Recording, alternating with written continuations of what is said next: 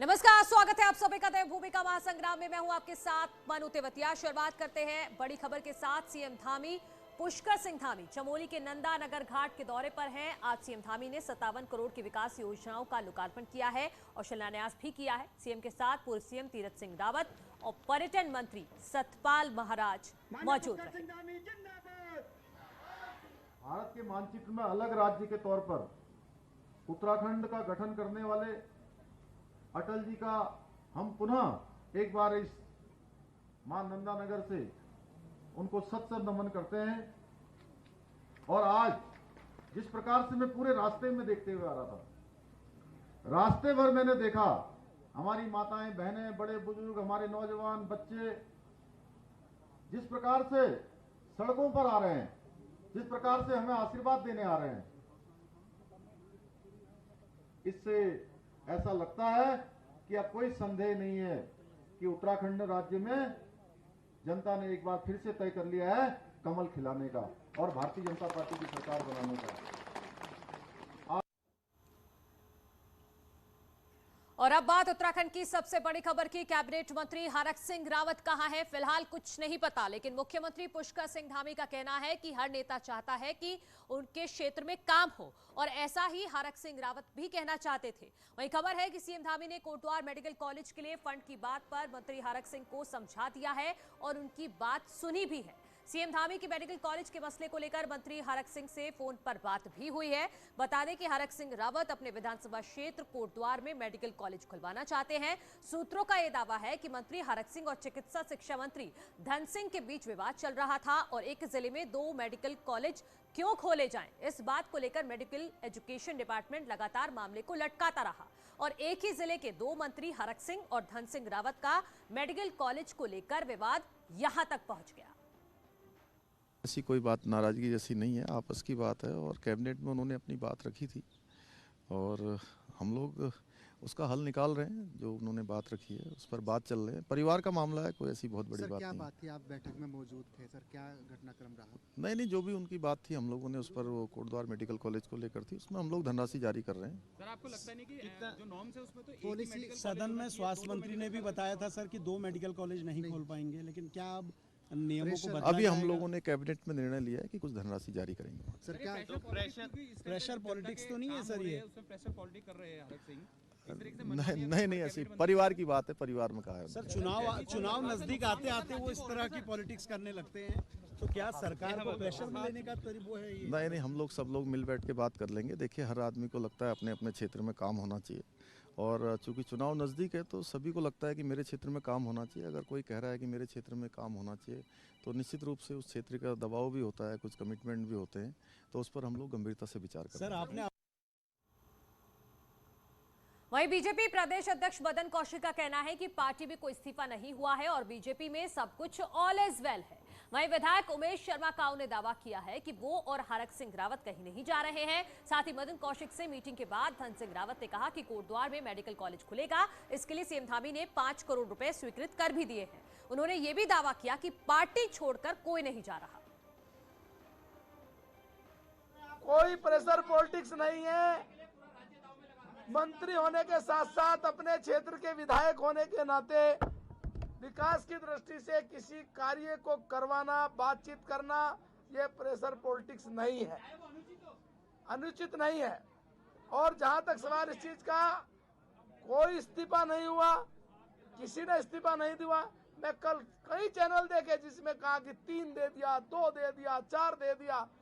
हो सकता है कुछ समय के लिए आपको आनंद आ रहा हो, लेकिन मैंने उस समय भी कहा कोई इस्तीफा नहीं हुआ और आज भी जिम्मेदारी के साथ कोई इस्तीफा नहीं हुआ।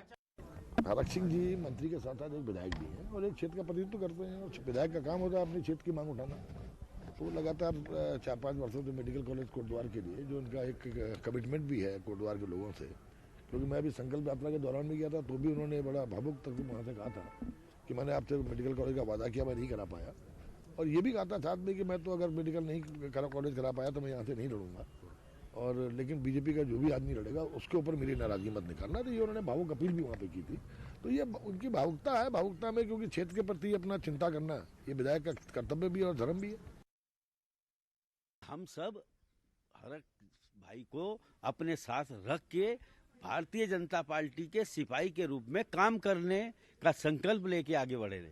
ये कहा जा रहा है कि जाएंगे तो सब एक साथ जाएगा। कोई नहीं जाएगा। मैं बैठा ना, मैं जवाब दे रहा हूँ। आप मेरे से बात कर रहे हैं ना, तो मैं गारंटी ले रहा हूँ। ये सूरज निकल रहा है ना, इसकी कसम खा के कह रहे हम नहीं जाने वाले, भारतीय जनता पार्टी में ही सूरज उगाए। और मेरे सहयोगी दीपांकर भट्ट मेरे साथ जुड़ गए हैं। दीपांकर, सारे नेता कह रहे हैं कि बीजेपी में सब कुछ ऑल इज वेल है, लेकिन हरक सिंह रावत अभी तक मीडिया के सामने नहीं आए हैं। 15 घंटे से भी ज्यादा का वक्त हो गया है, तो इसकी क्या वजह है कि हरक सिंह क्यों सामने नहीं आ रहे हैं और बोल दे कि सब कुछ ठीक है, मैं कहीं नहीं जा रहा? बिल्कुल मनु, जिस तरह की खबरें अभी है वो ये है कि हरक सिंह ने अभी भी सस्पेंस पूरा बना के रखा हुआ है। खबरें ये है कि वो देहरादून शहर में ही है, लेकिन कहां पर है, अपने प्राइवेट घर पर भी नहीं है, अपने सरकारी घर पर भी नहीं है। और जो बीजेपी की तरफ से बातें की जा रही है कि सब कुछ ऑल वेल है, मुख्यमंत्री की तरफ से बयान आया, प्रदेश अध्यक्ष की तरफ से बयान आया, लेकिन फिलहाल जो मौजूदा स्थिति है उसमें सबसे जो कोशिशें की जा रही है वो हरक सिंह को मनाने की कोशिशें की जा रही है। जिस तरह की नाराजगी उन्होंने मेडिकल कॉलेज को लेकर जताई है, और खुद प्रदेश अध्यक्ष मदन कौशिक इस कोशिश में लगे हुए हैं कि किसी तरीके से हरक सिंह रावत को मनाया जाए। दूसरी तरफ जो हमारे सूत्र दावा कर रहे हैं कि कांग्रेस के कुछ नेता लगातार हरक सिंह रावत के संपर्क में हैं, और उनकी कोशिश है कि इस नाराजगी को कहीं ना कहीं मौके में तब्दील किया जाए।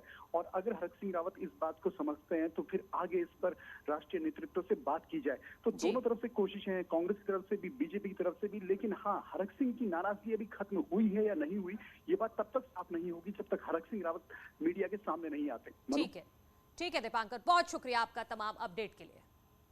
आगे बढ़ते हैं। सुशासन दिवस के मौके पर आज पूर्व प्रधानमंत्री स्वर्गीय अटल बिहारी वाजपेयी को याद किया गया। देहरादून के बीजेपी ऑफिस में आयोजित कार्यक्रम में अटल बिहारी वाजपेयी को श्रद्धा सुमन अर्पित किए गए।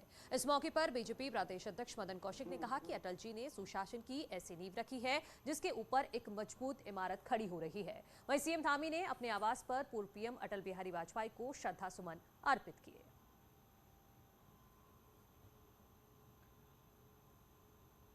उत्तराखंड कांग्रेस संगठन से पूर्व सीएम हरीश रावत की नाराजगी के बाद अब एक बार फिर उन्होंने नसीहत देते हुए कहा है कि जैसे बीसीसीआई है वैसे ही एआईसीसी मालिक है, जो कि पार्टी के प्रभारी हैं और वो कोच भी हैं, लेकिन कप्तान का भी अपना स्थान होता है। इन तीनों के बीच एक विश्वास और समझ का रिश्ता होना चाहिए। हालांकि मैंने जो भी कहा वो जीतने के लिए कहा, कभी पीड़ा व्यक्त करना भी पार्टी के लिए लाभदायक होता है। मालिक तो एआईसीसी है, लाइक बीसीसीआई। जो प्रभारी हैं वो कोच हैं, मगर जो प्लेइंग कैप्टन है उसकी भी अपनी पोजीशन है। तो तीनों के बीच में देयर शुड बी एक रिश्ता होना चाहिए, कॉन्फिडेंस का और समझ का। और क्रॉस पर्पस के लिए खेलेंगे तो you will lose the match. तो जो मैंने कहा वो मैच जीते हैं उसके लिए कहा। उत्तराखंड में स्कूली शिक्षा हमेशा से चुनावी मुद्दा है। शायद यही वजह है कि प्रदेश में शिक्षा मंत्री कभी रिपीट नहीं हो पाया। लेकिन इस बार क्या ये मिथक टूटेगा, क्योंकि मौजूदा शिक्षा मंत्री अरविंद पांडे का रिकॉर्ड ये भी है कि वो कभी चुनाव नहीं हारे।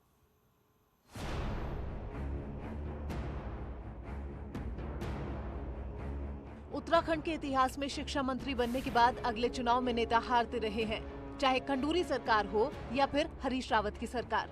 वोटर्स के निशाने पर हमेशा एजुकेशन सिस्टम रहा है, लेकिन इस बार शिक्षा मंत्री अरविंद पांडे अपनी जीत को लेकर पूरी तरह से आश्वस्त हैं।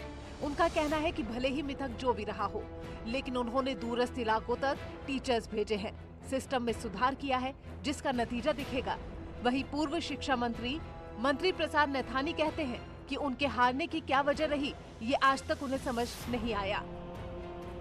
लेकिन मैं आपसे कमिटमेंट करता हूं कि मैंने अपने क्षेत्र की जनता का सम्मान बढ़ाया है, मैंने उत्तराखंड की जनता का सम्मान बढ़ाया है। जिस उद्देश्य के लिए हमने उत्तराखंड प्रदेश का निर्माण किया है, उस दुर्गम क्षेत्रों में हमने अध्यापक पहुंचाने का काम किया है। इसी नाते हमारे क्षेत्र की जनता, जो हमारी न्यायाधीश है ना, हमारे साथ कभी अन्याय नहीं करेगी। लेकिन जो हारने का जो सिलसिला है, ये एक ऐसी परंपरा है जिसको कि मैं भी नहीं समझ पाया, लेकिन ये आकलन करना गलत है। दरअसल जानकारों का मानना है कि शिक्षा विभाग कई मायनों में चैलेंजिंग विभाग है और पढ़े लिखे वर्ग के डिपार्टमेंट से जुड़े होने के कारण नेताओं की अंदरूनी नब्ज से टीचर्स अधिकारी वाकिफ होते हैं और ज्यादातर मामलों में वो आंदोलित ही रहते हैं। महकमा जो है वो शिक्षा विभाग का है, उतने कर्मचारी बाकी सारे विभागों में नहीं है जितने अकेले उसमें है। करीब लाख के करीब टीचर होंगे सारे मिला के, तो वो जाके जनमत तैयार करते हैं और वो जो है सरकार के खिलाफ भी वो करते हैं, माहौल बनाते हैं। वैसे चुनावों में अब कम ही वक्त बचा है और स्कूल एजुकेशन का मुद्दा आम आदमी पार्टी जोर शोर से उठा रही है, लेकिन देखना होगा कि इस बार ये मिथक टूटेगा या फिर ये एक नया इतिहास बनेगा। हालांकि इसके लिए थोड़ा इंतजार करना पड़ेगा। न्यूज़ 18 के लिए देहरादून से भारती सकलानी के साथ खटीमा से कमलेश भट्ट की रिपोर्ट।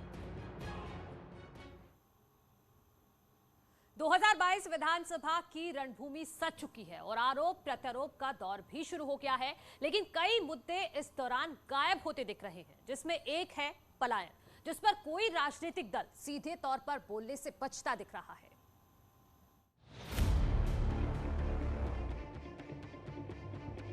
कुमाऊं की काशी कहे जाने वाले बागेश्वर जिला पलायन की जबरदस्त मार झेल रहा है। रोजगार और सुविधाओं के अभाव के कारण लोग अपनों से दूर हो रहे हैं। स्थानीय लोग भी मानते हैं कि यहाँ की सबसे बड़ी समस्या पलायन है, लेकिन चुनाव से ये मुद्दा गायब है। उत्तराखंड में सबसे बड़ी समस्या पलायन की है। आज हम देख रहे हैं कि करीब करीब सारे गांव घर खाली हो चुके हैं और जनता यहाँ पर केवल जो रहे थके लोग हैं वही यहाँ पर अपना निवास कर पा रहे हैं। कोई भी राजनीतिक दल आज पलायन पे नहीं बोल रहा है, क्योंकि पलायन एक ऐसा सब्जेक्ट है कि जिससे हमारे गांव, आज आप देखते हैं कि पूरे गांव के गांव खाली हो गए। गांव में केवल बुजुर्ग और कुछ महिलाएं ही रह गई हैं। जिले की इस मूल समस्या पलायन पर राजनीतिक दलों के बीच कोई चर्चा नहीं हो रही है। हालांकि पलायन और रोजगार को लेकर सरकार ने कहा कि सरकार लगातार इस तरफ काम कर रही है और उसका रिजल्ट भी जल्द ही लोगों के सामने होगा। पलायन है, रोजगार है, इन दोनों मुद्दों को लेकर हम चल रहे हैं। हम इसके लिए ठोस रणनीति बना रहे हैं कि हमारे जो सरकारी पद हैं उन सभी पर, जितने भी पद हैं उन पर सभी को रोजगार मिले, उसके लिए बहुत तेजी से काम चल रहा है। पहाड़ से बाहर की दुनिया में जिस पलायन पर बड़ी बड़ी बहस होती है, उसे यहाँ के लोग अपनी नियति मान चुके हैं और चुनाव में भी ये कोई मुद्दा बनता दिखाई नहीं दे रहा। बागेश्वर से न्यूज़ 18 के लिए सुष्मिता थापा की रिपोर्ट।